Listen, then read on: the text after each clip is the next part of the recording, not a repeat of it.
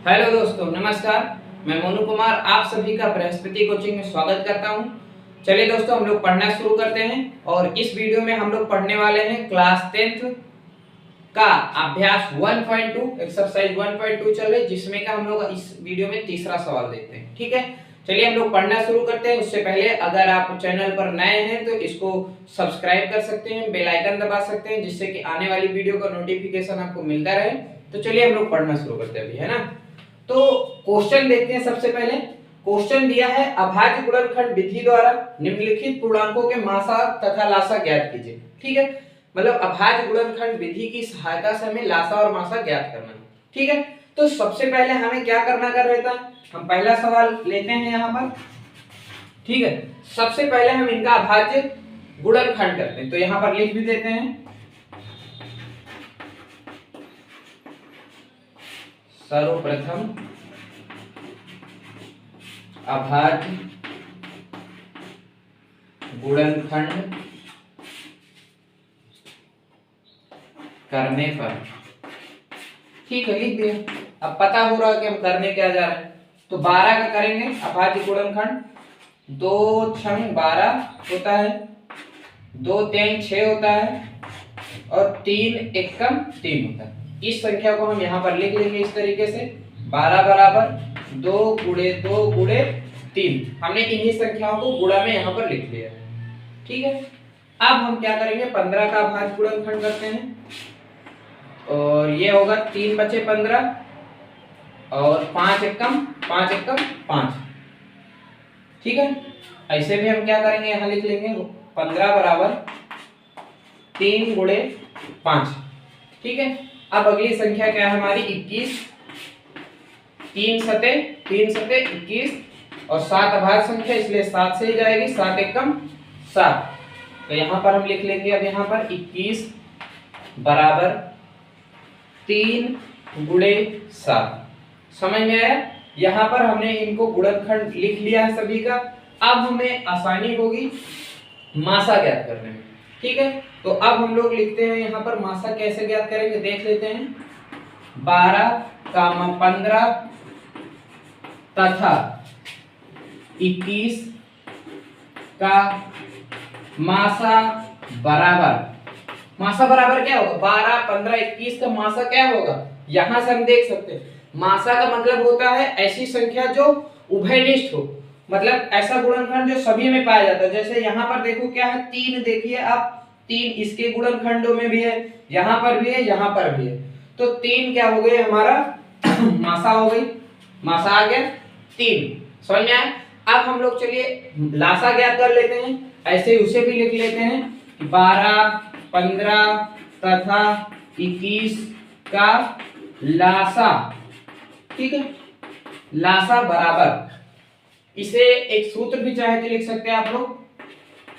सूत्र होता है अभाज्य गुणनखंडों का गुणनफल। ये सूत्र होता है। ठीक है, ये कहीं पर आपको जल्दी देखने को नहीं मिलेगा। ठीक है, ये सूत्र होता है लासा ज्ञात करने का। सूत्र क्या होता है, संख्याओं का अभाज्य गुणनखंड जो करते हैं, जो संख्या होती है उसका अभाज्य गुणनखंड करते हैं, उसका गुणनफल। मतलब कि जो अभाज्य गुणनखंडों गुणनफल लिख लेते हैं इसको यहाँ पे, बराबर, ये बराबर है। ठीक है, बराबर क्या हो जाएगा, अभाज्य गुणनखंडों गुणनफल क्या होगा, मतलब ये जो अभाज्य गुणनखंडों है ना, इन्हीं का गुणनफल फिर से हमें गुणा कर देना है सभी संख्याओं का। तो पहले हम यहाँ पर लिख लेते हैं 2 गुणे 3। देखिए 3 को हमें एक ही बार लिखना है, क्योंकि 3 उभयनिष्ठ है, सभी में जो पाई जाएगी उसको एक ही बार लिखना है। ठीक है, यहाँ से गलतियां होती ध्यान दीजिएगा, इसलिए बता रहे हैं। ठीक है, तो 3 हो गया। 3 के बाद हम क्या लिखेंगे, 5। भाई ये 3 भी नहीं लिखेंगे, उसके बाद क्या लिखेंगे, 7। अब हमें क्या कर देना है, इन्हीं संख्याओं का आपस में गुणा कर देना है। समझ में आया। तो जो गुणा करेंगे तो जो संख्या हमें प्राप्त होगी वही हमारी लासा होगी। ठीक है, करके देख लेते हैं। 2 दूनी 4, 4 3 12, 12 पंचे 60, 12 पंचे 60 और 60 का गुणा हम 7 में करेंगे तो 6 सत्ते 42, 420 आएगा। ठीक है,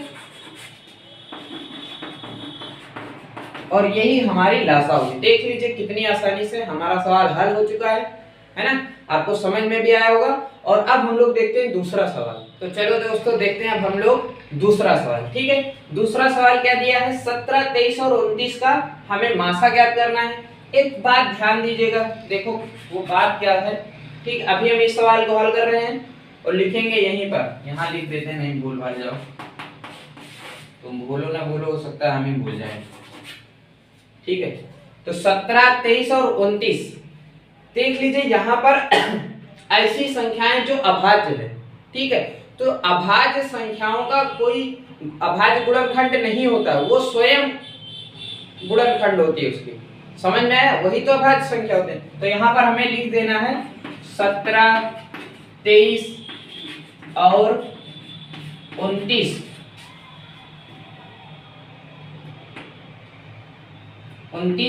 ये संख्याएं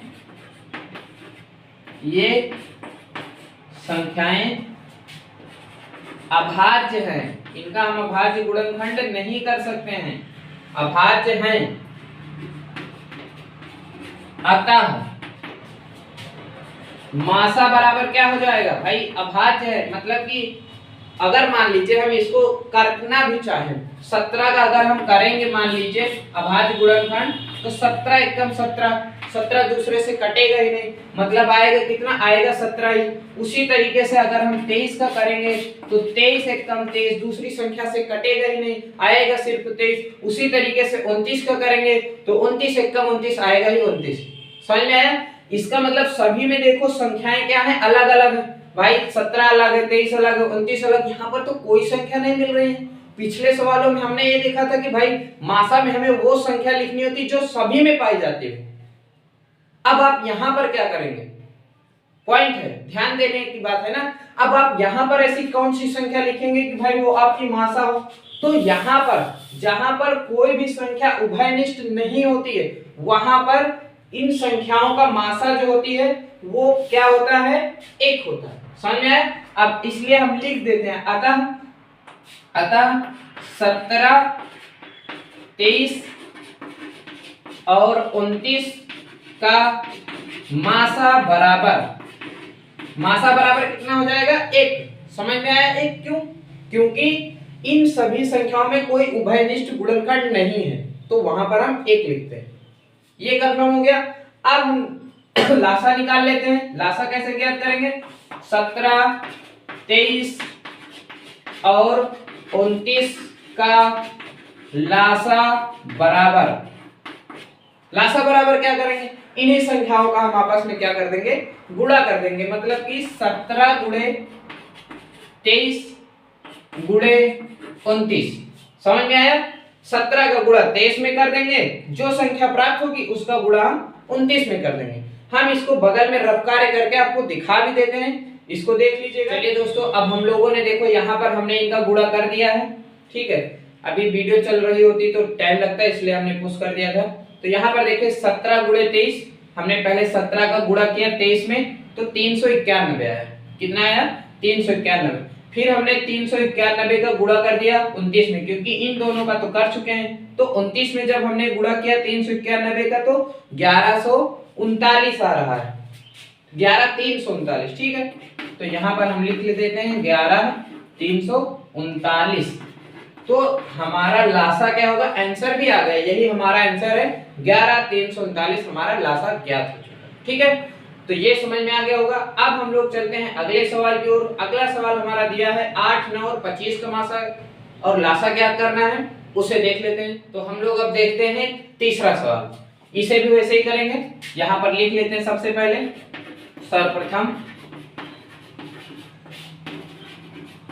अभाज्य गुणनखंड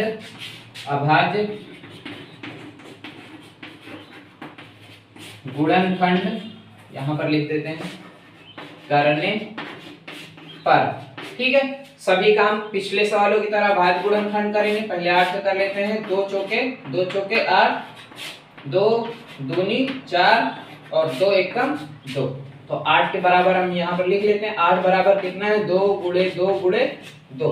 समझ में आया, इनको हमने इधर लिख दिया। अब 9 को करते हैं इसी तरीके से अभाज्य गुणनखंड।